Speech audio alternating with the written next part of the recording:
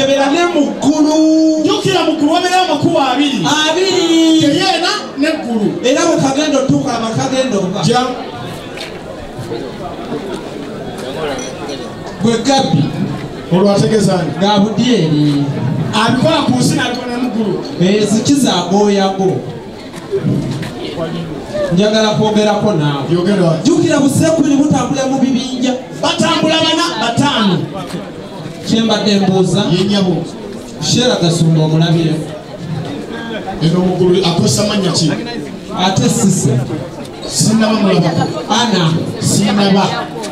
Rina sinaba naye mulabako olowooza bakuttewa kwata ekkubo kuba agenda mu Keyena tekamanyi anoonya mikwano gye era we katuukayo mu Keyena wabeera omuntu ali bize gwe store wategeeza sitaani atuuse mu ggulu gyebaleko nawe gyebale mikwano gyange giriwo ani naani ndaba omenyeeku naye kyembadde nkusaba Ana mwokye leero ku lwokuna tulinayo appointment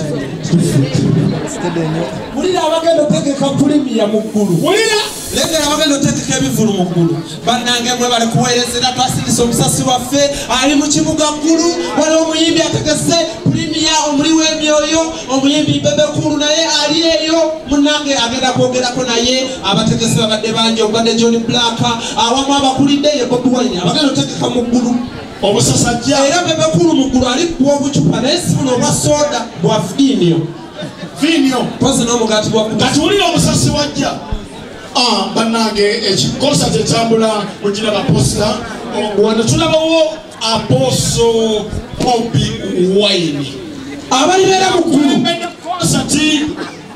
ne tulabawo omukulu Apostle ondaba ba Apostle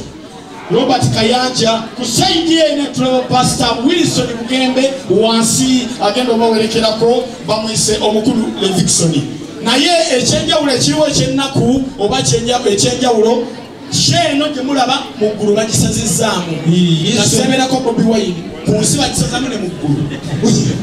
leka naawe kutidde omusajja omumanyi banaerengera ekiribeera mu Keyena mugenda nawe walibeerayo tugenze mu Keyena bannange abantu abapita Remy Precious wendi waneeno tuli mu Keyena naye tulina concert egenda maaso katubabuulire ebigenda maaso kafuna omusasi waffe ali mu Keyena ansingako kumpi n'omulyango atuwulire wulira abaliweereza mu Keyena amanya n'eddoboozi mwebale kutulaba amanya n'eddoboozi bampita Mscats yaweereza ekivulu kino kigendera ddala mu maaso era nga zizewo balaga video premier y'omuyimbi ono era ng'agikulembedde bamuyita Gurnedi Office ye omutwe omukulu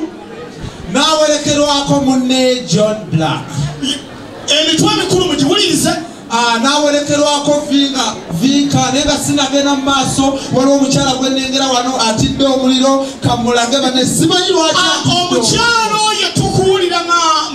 mukwano sooka omutwe muteeke life ayogereko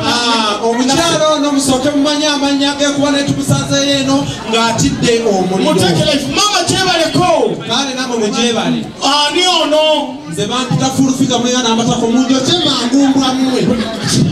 amunatusonyiwa banekayiseemu mpolampola nerwa tuli mu Keyena mukisuubire era nga sinagenda mu maaso wevudde ku mukyalo ono nina kwensanza obulala nga atidde nnyo naye wuuno kababuuzeeko agamba omukyala oyo mutuwe maama gyebaleko wabula mbamwe munoonye bannamwe bemufuba mutumbiza nze bandi bulaka munjoke bani munatusonyiwa abantu abali mu Keyena mubawulira kakati basoba line-up eri mu Keyena era nga bwe nabagambye Mscats mpeereza saawa eno yennyini amawulire agenda okugabangirira obulungi ye mwana muwala Faith era akasembanyo balaga ekyabaddewo era ensonga eno gye mulaba Gurnedi Office John Black Vinka Spice Diana awamu ne Sugar bategese ekivulu kyabwe era kiri mu kibuga Sodoma ne Gomora